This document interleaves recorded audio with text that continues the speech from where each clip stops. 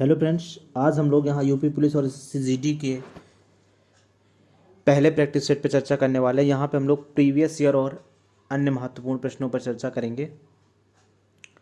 चलिए स्टार्ट करते हैं। पहला क्वेश्चन,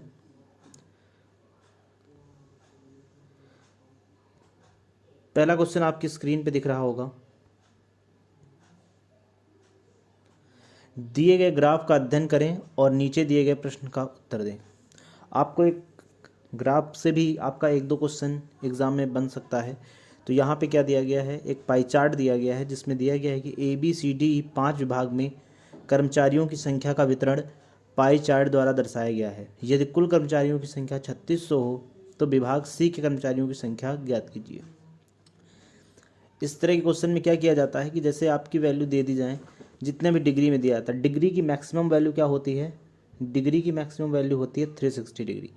तो 360 डिग्री की वैल्यू अगर हम यहाँ पे बात करें तो 360 डिग्री इज इक्वल टू हम लोग किसके कर सकते हैं, यहाँ पे जो टोटल कर्मचारियों की संख्या है कितना, 3600। 360 डिग्री इज इक्वल टू हम लोग कर देंगे 3600 के। अब यहाँ पे हम लोग अगर 1 डिग्री का मान निकालेंगे तो कितना आ जाएगा आपका, 3600 बटे 360। यहाँ से इससे वैल्यू कट जाएगी और 1 डिग्री का मान आ जाएगा आपका 10। 1 डिग्री का मान आ जाएगा 10 और हमें निकालना है विभाग C में कर्मचारियों की कुल संख्या। विभाग C कौन सा है, ये आपको दिख रहा होगा, विभाग C। इसमें क्या कह रहा है कि कर्मचारियों की कुल संख्या ज्ञात करनी है और ये है 72 डिग्री। 1 डिग्री का मान है 70, तो आपका 72 डिग्री का मान कितना हो जाएगा, 72 गुणे 10 अर्थात कितना हो जाएगा 720।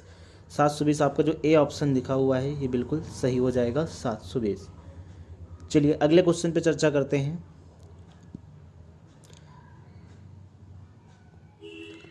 अगला क्वेश्चन है कि यदि दो परिमेय संख्याओं का मासा और लासा समान है तो वे निश्चित रूप से,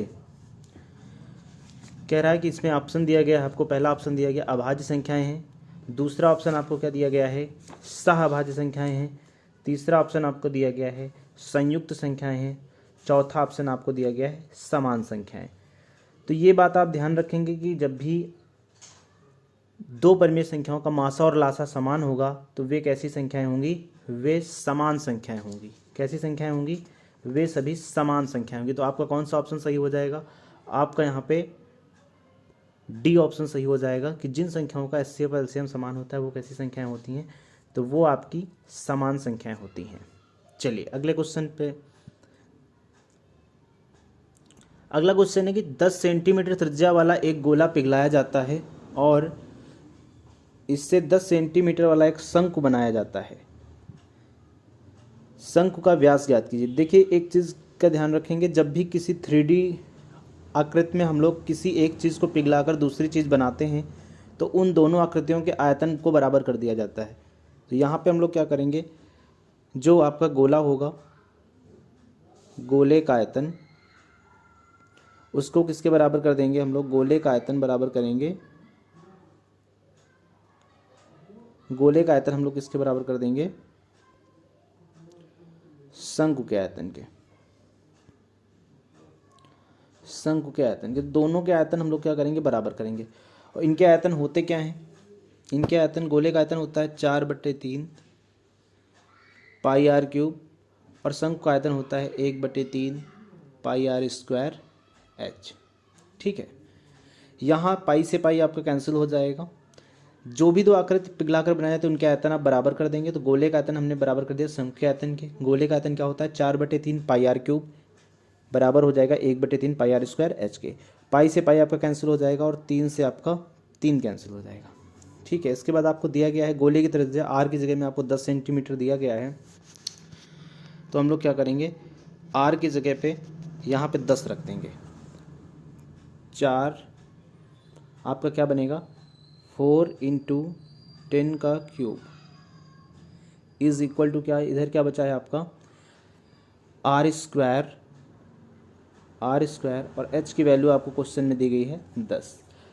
यहाँ से हम क्या करेंगे, एक 10 से इसकी 10 की एक पावर कट जाएगी तो यहाँ आपका बचेगा 4 × 10⁻2 अर्थात 10 × 10 बराबर होगा आर स्क्वायर के।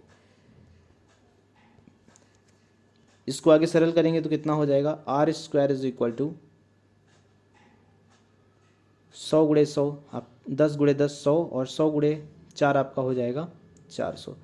आर स्क्वायर बराबर 400, तो आर का मान कितना आ जाएगा 20, इसका वर्गमूल कितना आ जाएगा 20। तो यही आपको ज्ञात करना था कि आपको उस शंकु की त्रिज्या ज्ञात करनी थी, शंकु की त्रिज्या। तो आपका कौन सा ऑप्शन सही हो जाएगा, आपका बी ऑप्शन यहाँ से सही हो जाएगा, 20 सेंटीमीटर।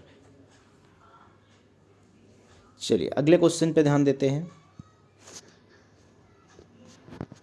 अगला क्वेश्चन है, निम्न में से कौन सी मिश्रित भिन्न है, निम्न में से कौन सी मिश्रित भिन्न है। मिश्रित भिन्न क्या होती है, देखिए भिन्न 3 प्रकार की होती हैं, भिन्न जो होती हैं आपकी 3 प्रकार की होती हैं। कौन कौन सी, उचित, इसको आप प्रॉपर फ्रैक्शन बोलते हो, एक आपकी होती है अनुचित, और तीसरी होती है आपकी मिश्रित भिन्न। ठीक है, उचित भिन्न क्या होती हैं, वे भिन्न जिनके अंश जो होते हैं हर से छोटे होते हैं, जो न्यूमरेटर होते हैं वो डिनोमिनेटर से छोटे होते हैं, जैसे 2/3। अनुचित भिन्न जैसे आपकी 11/2, 22/7। 22/7 किसका, पाई का मान होता है। पाई क्या है, पाई एक अपरिमेय संख्या होती है। मिश्रित भिन्न क्या होती है, मिश्रित भिन्न पे अगर हम बात करें तो मिश्रित भिन्न क्या होती है, वे भिन्न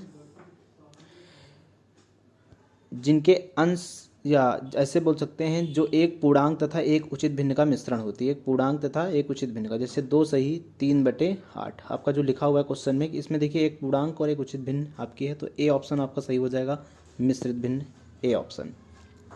चलिए अगले क्वेश्चन पे चर्चा करते हैं हम लोग। अगला क्वेश्चन क्या दिया गया है कि यदि 25 लोग एक दिन में 8 घंटे काम करके 12 दिनों में एक कार्य को पूरा कर सकते हैं, तो 18 लोग एक दिन में 9 घंटे काम करके उस काम को कितने दिनों में पूरा करेंगे। यहाँ पे हम लोगों ने एक फार्मूला पढ़ा होगा, MDH फार्मूला, उसी से इसको करना है। तो आपका क्या होता है वो formula, M1 D1 H1 is equal to M2 D2 S2। M क्या होता है, आदमियों की संख्या, D क्या होता है आपका दिनों की संख्या, और H क्या होता है घंटों की संख्या। तो क्वेश्चन कह रहा है कि 27 लोग एक दिन में 8 घंटे काम करते हैं, 27 लोग 12 दिन 8 घंटे, 27 गुणे 12 गुणे 8 हो जाएगा आपका। तो 18 लोग, मतलब M2 की जगह पे आप कितना रखेंगे 18, D2 की जगह पे आपको D2 का ही मान निकालना है इस क्वेश्चन में, और कितने घंटे काम करते हैं, 9 घंटे काम करते हैं। ठीक है, इसमें हमें देखेंगे जो वैल्यूज़ कट जाएं उनको सरल करेंगे। 9 से आपका 27 कट जाएगा 3 बार में। ठीक है, यहाँ पे आपका 6 से 12 कट जाएगा 2 बार में, और 6 से 18 कटेगा आपका 3 बार में। 3 से ये आपका 3 कैंसिल हो जाएगा, और अब इधर आपका क्या बचा है, D2 is equal to 8 × 2। D2 is equal to क्या बचा है आपका, 8 × 2, इतना आ जाएगा आपका 16 डेज आ जाएगा। तो आपका कौन सा ऑप्शन सही हो जाएगा, सी ऑप्शन आपका यहाँ सही हो जाएगा। चलिए अगला क्वेश्चन देखते हैं।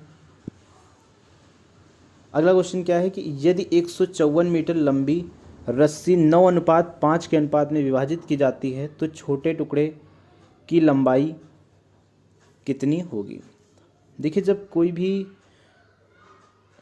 नंबर आपका अनुपात में बांटा जाता है तो उसका जो टोटल अनुपात होता है उसके टोटल मान के बराबर होता है। जैसे इसमें यहाँ पे क्या किया गया है, यहाँ पे क्या किया गया है कि एक 154 मीटर लंबी रस्सी को 9:5 में था, टोटल अनुपात कितना हो जाएगा आपका 14, 9/5 14 हो जाएगा। 14 अनुपात बराबर है 154 के, तो एक अनुपात का मान कितना आ जाएगा 154/14। यहाँ पे हम लोग क्या करते हैं, जब भी रेशियो क्वेश्चन आता है तो एक रेशियो का मान निकालते हैं, फिर जिसकी वैल्यू हमें चाहिए होगी वो बताया जाएगा। 14 से हम 154 को भाग देंगे तो कितनी बार में जाएगा, 14 एकम 14, 14 एकम 14, 11 बार में आपका जाएगा।